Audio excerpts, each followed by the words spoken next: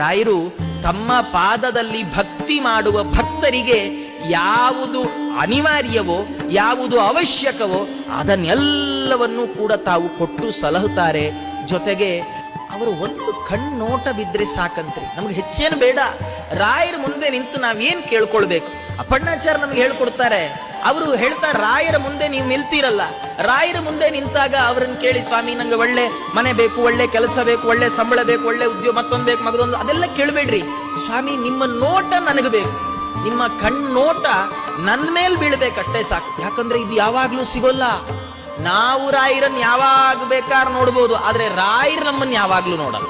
ಯಾಕೆಂದ್ರೆ ಅವರು ದೇವರನ್ನು ನೋಡ್ತಾರೆ. ಅಂತರ್ಮುಖಿಗಳಾಗಿ ಕಣ್ಣು ಮುಚ್ಚಿ ಒಳ ಮನಸ್ಸಿನಿಂದ ಭಗವಂತನನ್ನು ನೋಡ್ತಾ ಇರ್ತಾರೆ ರಾಯರು. ರಾಯರ ದೃಷ್ಟಿ ನಮ್ಮ ಮೇಲೆ ಯಾವಾಗ್ಲೂ ಬೀಳೋಲ್ಲ. ಆದರೆ ಒಮ್ಮೆ ಬಿದ್ರೆ ಏನಾಗತ್ತೆ ಗೊತ್ತಾ? ಒಮ್ಮೆ ಬಿದ್ರು ಅಘಾತ